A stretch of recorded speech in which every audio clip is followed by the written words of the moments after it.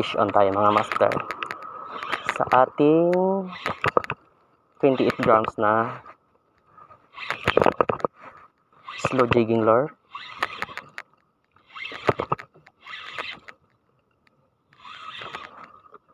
Okay, first time nakahuli din. Anong isda to? Anong isda to mga master? Yun.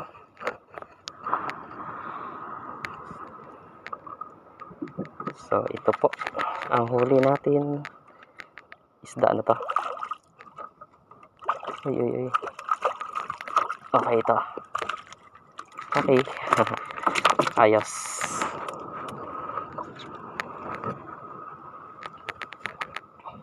So yun mga master, huli natin gamit ito, yun o. Okay, laglag ulit tayo mga master.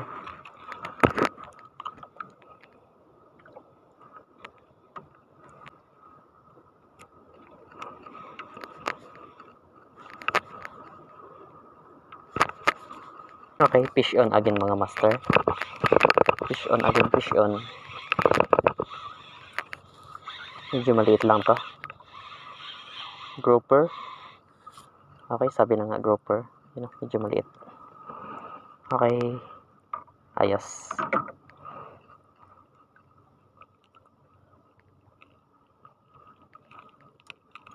Yun.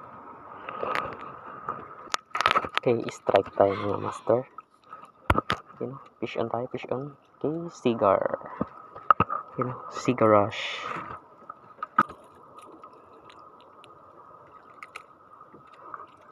Another strike na mga master. Fish on tayo. So, ganun ulit. Cigar rush ulit. So, wala. Yun, okay, ayos.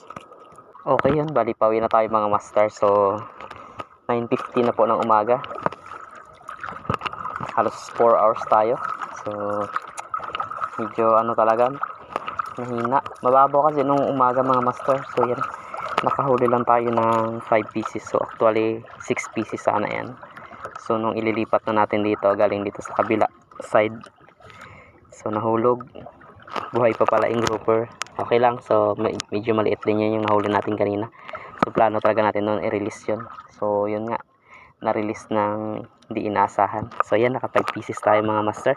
Yan. 3 na cigar rush din yan. Grouper. Tsaka ito. Yung kulay pula. Nahuli natin yan gamit itong ating yan. 28 grams na jigging lure. Okay. So, plus yung grouper. Nahuli na natin yan. Okay yun. Thank you sa pagsama mga master. So, hanggang sa muling mga fishing and video. Maraming salamat sa panonood.